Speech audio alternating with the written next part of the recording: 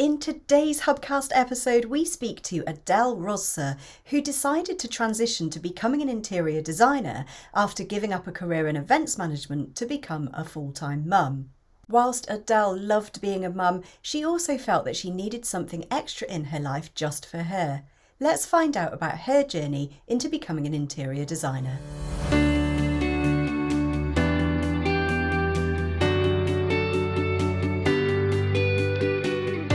Welcome to the Hubcast, brought to you by the Interior Designers Hub, where we help and support interior designers to get trained, get into the industry, and to grow wildly successful businesses. If you want to work in the field you love, create the lifestyle you desire, and make the money you truly deserve, you're in the right place.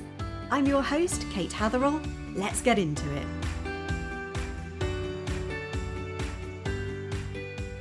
I am so excited to welcome Adele today, who is joining us on the Hubcast. Welcome to Hubcast, Adele. Hello, well, thank you. So tell us a little bit about yourself. What's the name of your business? Where are you located? So I am Adele, and I've set up Studio Noer locally in Hertfordshire, but I'm also in London as well. I've only just qualified last year, so I'm still new to saying interior designer. Still getting used to it, but very exciting. Yeah. Amazing. And have you had your first customers already? Are you already out there doing the job? Yes, thankfully I've had a few. I've had little ones. I have a big one actually coming up, a big project coming up next week. A beautiful bathroom, so very excited. Yes, getting slowly but surely getting there. Yeah. Brilliant. So obviously we're interested in your journey to becoming an interior designer. So can you tell me a little bit about what you did before interior design? Did you have a different career, or was there something that you did before retraining? I did, yes. I'm one of those designers who it's always been around me, but for some reason I never pursued this dream. So I started. I finished school doing I finished school doing travel and tourism and event management. So started working in a hotel as a receptionist, then went over working in corporate reception, then ended up doing events. So totally different. But after I had my children, especially the little one, we decided with my husband, we both worked in London, we decided that it's not feasible for us as a family to work in London, live in Hertfordshire with two little ones around. And so we decided I was going to stay home. But I kind of freaked out after my maternity leave, thinking I'm not actually sure what I'm doing, who I am, other than, having two little children, being a mum, which is amazing, is always what I wanted. But for myself, I lost sort of my identity. I loved working in events, but I knew it was time for me to leave. So I started. So I say a soul searching journey to work out what I was going to do. Absolutely. And I think lots of people go through that process, don't they? Where, and I think lots of people will relate to that as well, that when you have had a career and you've been kind of a business person or, active in the marketplace, and then you stop to have children, which, as you say, is something that is amazing in its own right. But sometimes you can lose a bit of sense of who you are as a person. Yeah, 100%. I just, I love being a mom, and I'm lucky enough. I have a beautiful house. It was all good, but the priorities, the hobbies, being with my colleagues, obviously, I lost all of that, and I just didn't know what interested me anymore. So I decided that I was going to just sign up to some courses that I liked, and then take it there without an agenda. And I did actually. Funnily enough, we had this call yesterday with Emma Morton Turner. So I signed up to her interior stylist course in the University of Arts in London, and did another one for colours for interiors. So I really enjoyed those, but these were all really short courses. Absolutely my thing. But with 2 children under 4, I just didn't know what else I could do. So I just thought I'll just do these courses and then see where it takes me, basically. Amazing. And so it sounds as though you had an interest in things that were kind of creative and visual. Were there other things that you considered, or did you just know that that was the sort of direction that you wanted to go in? So yeah, so I knew that my ultimate dream was to be an interior designer, but as you know, on Facebook you can find a course that is just a 1 day long and they say you can be an interior designer, and then the other end is where you can actually do a 4 years university course full time. And I just never knew. I knew that obviously the 1 day wouldn't be enough, but probably I wouldn't be able to do a 4 day full time one with 2 little family around me. So I just thought I'll just do what I can and see where it takes me. So I did actually. I set up a business doing home organizing and styling. I thought that will go nicely together, and I can get to as close as possible to interior design. Which would have been, I think, a good thing, except that by the time I was ready to say, hire me, lockdown came and COVID came, and I couldn't go to people's houses to organize their homes and make it pretty. So I was stuck in home. And that's when I came across the 5-day challenge, which was amazing. Totally changed my life. Brilliant. I'm so pleased to hear that.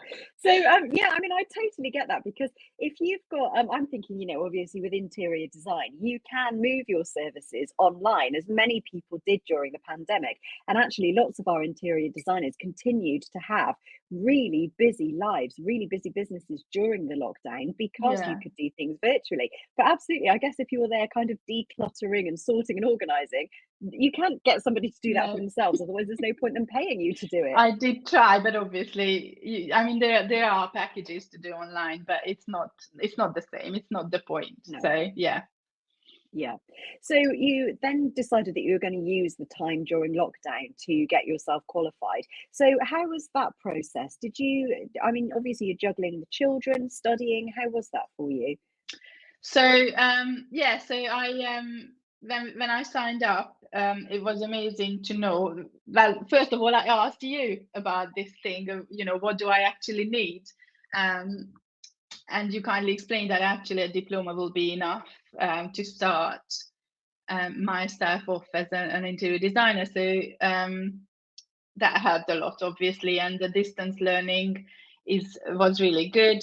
It took me longer than I expected, but obviously a lot of lockdowns was still coming, and home learning and everything. So I did take my time, but it was it was easier, so much easier. It was self-paced, so I could do whenever I was ready and whenever my children and everyone were not around, and I could focus on my studies. So yeah. Absolutely. And I think that is, kind of the way that things are moving now. We've got such busy lives, and being able to study at distance, self-paced, as you said, in your own time, is something that's really important for people. Absolutely, 100%. Okay, brilliant. So you did your studies. At what point did you start taking on clients? Was that before you'd finished, or did you wait until you finished and then you sort of started to look for clients? No, I mean, I did have some friends signing up to my services before I qualified. I mean, the whole thing really, my friends gave me confidence. Basically, we have renovated our first home, and this is our second home, and they always told me that this is something I should do. So I guess they already knew that I had some sort of creative talent. So I've had some clients through friends or through friends of friends. So yeah, a little bit already. I could already start before. Amazing. And I hear this story, the more of these hubcasts that I do, I hear this story more and more, that all of our friends and a lot of our family already know that this is what we should be doing. And for some reason, it's ourselves that we don't know that this is what we should be doing. And it takes It's other so people interesting. to see I it. was thinking about where this come from, or when was the first time I was actually thinking of being this, being interior designer. And actually, funnily enough, I remember getting my mum's friend signing up to a distance course doing interior design when I was a teenager. But I cannot tell you why I never actually pursued it before. It's really interesting. Amazing. So that passion's always kind of been there for I you. think so, And yet yeah. it takes us forever to actually, make that leap and to do it. But looking back, I guess that's kind of a question for you as well. Do you wish that you had done this earlier? So if you signed up to that course when you were a teenager, do you wish that you'd stuck with it, or do you feel that the journey that you took in life kind of prepared you for it anyway? I think so. I don't actually, you know what, when I was at the College for Interior course, the teacher told us that actually the older you are, the better interior designer you are. And it's not that you have to be old, but I do get that it's quite good to have a lot of experience, and experience in working, but also experience in living. So I obviously lived in a shared home. I lived with my now husband as a professional couple. I have small children. We moved and we had our first home. Now we have the second, which is bigger and obviously a more of a family home now. So all of that, and as well as worked in a corporate environment, worked in a hospitality environment, customer service, everything else. So I don't think I would change that at all, no. These things Absolutely. are all very, very useful, and the skills I got are obviously we can use them all in here. So yeah, absolutely. And I think that those people management skills as well that you gain through working in different fields as well are so important, because people who are not interior designers think that the career is all about making things look pretty, but actually a huge amount of it is about those other skills, the project management skills, the Oh, people skills. 100%. And I think you're right. I think that comes with life experience and having worked in other places as well. Yeah, 100%. So, obviously, you made this transition from the career in events and the other things that you did, and moved into interior design. Did you have any fears or worries about making that change?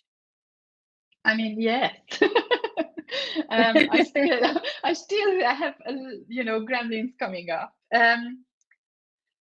Yes, I mean, obviously not being enough confidence it's always there, and I'm hoping that the more projects I'm doing, I'll get a bit more confident and a bit more experience that will give me better ideas how I work. I'm still learning the processes, how I work through things, but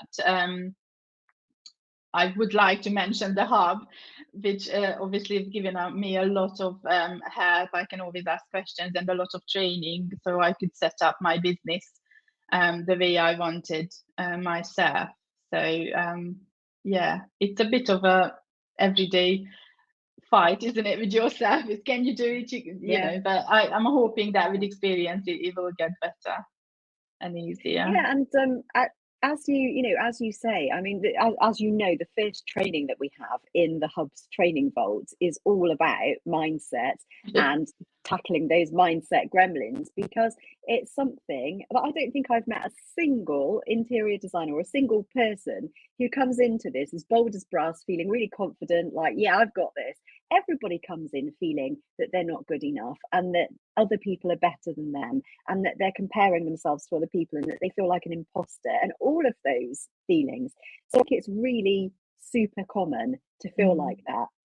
And I'd like to reassure you that it goes away, but I'm not entirely sure it does. I think it changes. I think it evolves. Yeah. But there are still moments, even with my years of experience, there are still moments where I feel, oh, is this right? Is this good enough? And I think that's just part and parcel of kind of becoming a successful business person, interior designer, is being comfortable with uncertainty sometimes, and knowing that you're not always going to feel really confident about what you're doing. Yeah, and as you say, magic comes from outside of your comfort zone, isn't it? So you just have to keep going. That's what I'm keep telling myself anyway. It does indeed. It does indeed. All of that growth. Yeah, you're absolutely right. And I do say it a lot. It does. You do have to push yourself out of that comfort zone if you want to progress and if you want to do something different. You know, it's no good sitting in the space that you're comfortable in if that's not fulfilling you and you've got other aspirations and ambitions. Brilliant. So, as you are now, obviously you're, kind of early-ish days in your business, but you're already up and running. Things are going well. And are you pleased that you did all of this, that you made the move? Oh yeah, 100%. Yes. Yeah, I was thinking because as I said, it's very new to me to say I'm an interior designer. I'm still getting used to it, and I think it's just because it's been such a big dream that it's quite nice to be able to say I'm there. Absolutely. And it feels like you're not really telling the truth, but yeah, exactly. You are, absolutely. Yeah. Brilliant. Okay, so I guess my kind of last question for you really is there any advice that you would give either to your younger self or to somebody who's thinking about making the transition into interior design right now? I mean, all I would say is just if it's in your mind, and just give it a try, because there's, what can you lose? There's nothing you can lose, but you can gain so much. I just say, yeah, go for it. Whether it's a cliche or not, but 100%, I think you just have to give it a try, because otherwise you're just gonna lose. Well, absolutely. There's nothing to lose. Just give it a go. Amazing. Okay, Adele, thank you so much. It's been really interesting to hear your journey. Thank you. Before you go, would you be happy to play a game of designer this or that? Of course, yes. Amazing. Alrighty, so I'm going to put a minute on the clock. I'm going to give you the choice of 2 different options, and without really thinking about it in too much detail, you just need to tell me which one you prefer. Okay. Are you ready? Yes. Okay, let's go. Suede or nubuck? Suede. Smooth or textured? Textured. Tiles or wood? Wood. Wallpaper or paneling? Paneling. Cottage or mansion? Cottage. Dulux or Valspar? Dulux. Coffee table or footstools? Coffee table. Artwork or mirrors? Artwork. Rug or carpet? Rug. Log burner or gas fire? Log burner. Cushions on bed or no cushions on bed? Oh, cushions on bed. Roman blinds or roller blinds? Roman blinds. Vintage or new? New. Okay, and we are out of time. Amazing. Thank you very much for playing Adele. Okay, so thank you so much for coming along today. It has been really interesting to hear your journey and to see you building a really successful business as well. So congratulations to you, and we wish you all of the luck as your business forges ahead for the future. Thank you, and thank you so much for having me. All right, take care, Adele. See you again soon. Bye-bye. Thank you for tuning into Hubcast by the Interior Designers Hub. If you've enjoyed this podcast, please take a screenshot and share it to Facebook, Instagram, or your favourite social media channel. Make sure to tag me in at Interior Designers Hub and let me know what you enjoyed about this episode. I reply to each and every comment. I'd also like to offer you an incredible free gift, which is going to show you the exact roadmap that you need to take to become a wildly successful interior designer. It shares our secrets to business success. If you'd like to get your hands on that, head on over to interiordesignershub.co.uk/roadmap right now. Thanks so much for listening, and I'll see you next time.